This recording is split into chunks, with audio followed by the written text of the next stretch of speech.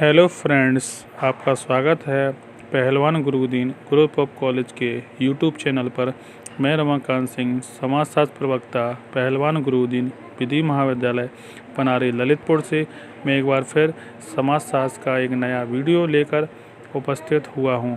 मेरे वीडियो को like, share, comments जरूर करें और चैनल को सब्सक्राइब करें, बेल आइकन दबाएं ताकि आपको नए वीडियो की नोटिफिकेशन मिल सके। मैं इस वीडियो में सामाजिक संबंधों की व्यवस्था है पर चर्चा करेंगे। समाज की सभी परिभाषाओं को समझने से यह स्पष्ट हो जाता है कि समाज सामाजिक संबंधों की व्यवस्था है अथवा सामाजिक संबंधों का एक जाल है।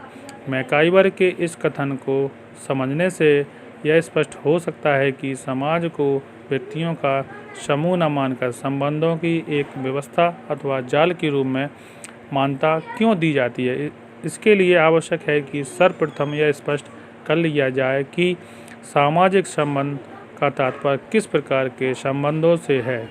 इसके बाद ही यह समझा जा सकता है कि सामाजिक संबंध किस प्रकार समाज जैसी जटिल, व्यापक और परिवर्तनशील व्यवस्था का निर्माण करते हैं। इस दृष्टिकोण से समाज की समाजशास्त्रीय अवधारणा को समझने के लिए कुछ मुख्य पहलुओं पर विचार करना आवश्यक है। नंबर 1, सामाजिक संबंध का अर्थ। समाजशास्त्रीय अर्थ में सामाजिक संबंधों का तात्पर्य उन संबंधों से होता है जो व्यक्तियों द्वारा जागरूकता की दशा में स्थापित किए जाते हैं। संबंध तो एक मेज और एक पुस्तक अथवा दीवार और चित्र के बीच भी होता है, लेकिन ऐसे संबंध में किसी तरह की जागरूकता अथवा चेतना न होने के कारण इसे सामाजिक संबंध नहीं कहा जा सकता है। दूसरी ओर विभिन्न समूहों में व्यक्ति जब एक दूसरे के संपर्क में आते हैं तब वे उद्देश्यपूर्ण रूप से अपनी आवश्यकताओं को पूरा करने के लिए विभिन्न प्रकार के संबंध स्थापित करते हैं। यह संबंध भी पूरी तरीके से स्वतंत्र अथवा मनमाने नहीं होते, बल्कि एक विशेष संस्कृति से संबंधित कुछ नियमों से बने रहते हैं। यह नियम अनेक रीतियाँ, अधिकार व्यवस्था तथा नियंत्रण के साधनों के रूप में होते हैं। इस प्रकार सामाजिक तथा सांस्कृतिक नियमों के प्रभाव से विभिन्न प्रकार के संबंध जब एक व्यवस्था में बन जाते हैं तब इसी व्यवस्था को हम समाज कहते हैं। नंबर 2, सामाजिक संबंध स्थापित करने के कारण। प्रत्येक व्यक्ति एक सामाजिक प्राणी है। यही दशा सामाजिक संबंधों की स्थापना का सर्वप्रमुख और मूल कारण है। इसके पश्चात भी अनेक दशाएं व्यक्ति को सामाजिक संबंध स्थापित करने की प्रेरणा देती है। सामाजिक संबंध की स्थापना से ही व्यक्ति को मानसिक संतुष्टि प्राप्त होती है। संबंधों की सहायता से ही व्यक्ति अपने विशेष हितों को पूरा कर सकता है। दूसरे लोगों से संबंध स्थापित किए बिना व्यक्ति शारीरिक और मानसिक आधार पर अपनी रक्षा नहीं कर सकता। प्रत्येक व्यक्ति विभिन्न परिस्थितियों में दूसरे लोगों से कुछ विशेष तरह से व्यवहारों की अपेक्षा रखता है, जो उनके बीच संबंधों की स्थापना से ही संभव है। यह सभी आवश्यकताएं इस प्रकार की हैं कि इनके बिना ना तो व्यक्ति एक सामाजिक प्राणी बन सकता है और ना ही वह अपने व्यक्तित्व का विकास कर सकता है।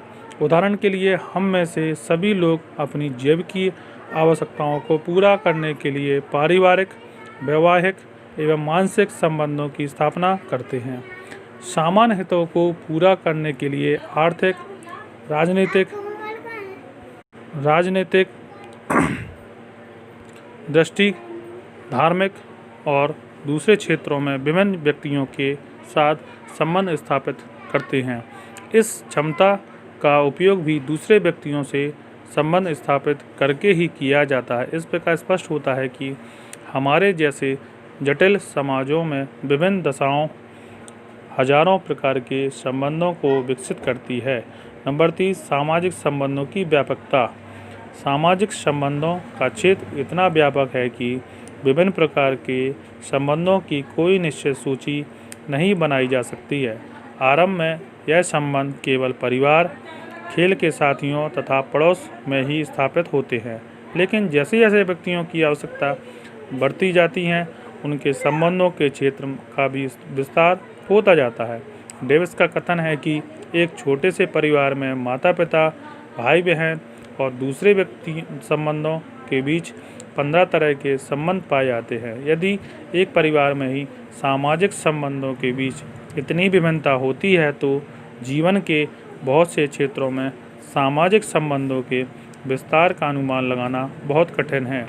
यह संबंध इसलिए और भी व्यापक हो जाते हैं कि एक ही संबंध कभी सहयोग पर आधारित नहीं होता है, कभी संघर्ष पर, कभी इसका आधार विरोधी होता है, तो कभी अनुकूल, कभी यह संबंध प्रत्यक्ष होते हैं तो कभी अप्रत्यक्ष। नंबर 4, सामाजिक संबंधों में परिवर्तनशीलता। सामाजिक संबंधों की एक विशेषता यह है कि इनकी प्रकृति सदैव एक जैसी नहीं रहती है।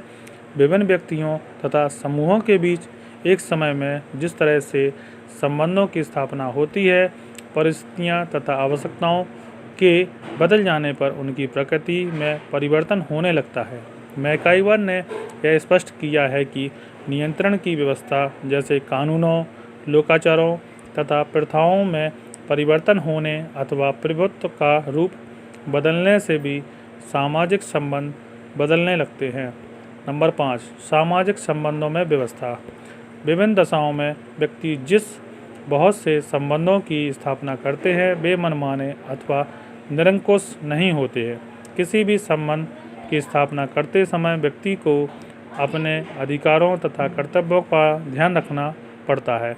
अनेक परंपराओं, प्रथाओं, लोकाचारों तथा सांस्कृतिक नियम व्यक्ति को न केवल एक विशेष ढंग से प्रत्येक संबंध स्थापित करने का निर्देश देते हैं, बल्कि ऐसे संबंधों की स्थापना करने से रोकते भी हैं जिन्हें सांस्कृतिक नियमों के विरुद्ध समझा जा सकता है। जो व्यक्ति सामाजिक मूल्यों का उल्लंघन करके संबंधों की स्थापना करते हैं, उन्हें नियंत्रण की एक व्यवस्था के द्वारा निर्धारित दंड दिया जाता है तथा सामाजिक मूल्यों का पालन करने वाले लोगों को तरह तरह की प्रेरणाओं और सामाजिक पुरस्कार दिए जाते हैं।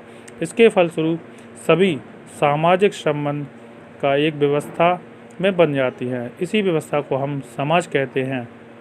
नंबर 6, समाज व्यक्तियों का समूह क्यों नहीं है। जब हम समाज को सामाजिक संबंधों की व्यवस्था कहते हैं तब इस संबंध में एक प्रश्न यह पैदा होता है कि समाज को व्यक्तियों का एक समूह क्यों नहीं माना जाता है। वास्तव में एक जैविकीय प्रणाली के रूप में सभी व्यक्ति एक दूसरे के समान, केवल सामाजिक संबंधों के द्वारा व्यक्ति एक परिवर्तनशील सामाजिक प्राणी बनता है। इसका तात्पर्य है कि सामाजिक ढांचों को हम व्यक्ति के आधार पर नहीं बल्कि सामाजिक संबंधों के आधार पर स्पष्ट कर सकते हैं। जब हम कहते हैं कि समाज का ढांचा बदल रहा है तो हमारे कहने का आशय यह नहीं है कि सामाजिक संबंधों की प्रकृति में परिवर्तन हो रहा है। व्यवहारिक रूप से हम यह पाते हैं कि स्वतंत्रता से पहले तक सरकार देशवासियों के बीच जो संबंध थे उनमें आज एक बड़ा परिवर्तन हो गया है। सामंतवाद के समय मालिक और मजदूर के बीच जो संबंध थे आज वे बिल्कुल बदल गए हैं। आज से 50 वर्ष पहले माता पिता और बच्चों के बीच तथा अध्यापक और शिष्य के बीच संबंध थे वे आज नहीं रहे। इसी तरह आर्थिक, राजनीतिक, सांस्कृतिक क्षेत्र में भी संबंधों की प्रकृति में एक बड़ा परिवर्तन देखने को मिलता है। इससे स्पष्ट होता है कि सामाजिक ढांचे में होने वाले परिवर्तनों की विवेचना व्यक्तियों के आधार पर नहीं बल्कि सामाजिक संबंधों में होने वाले परिवर्तन के आधार पर ही की जा सकती है। यही कारण है कि समाज को व्यक्तियों का समूह न मानकर सामाजिक संबंधों की एक व्यवस्था के रूप में परिभाषित किया जा सकता है। बस आज का व्याख्यान यहीं समाप्त किया जाता है। धन्यवाद।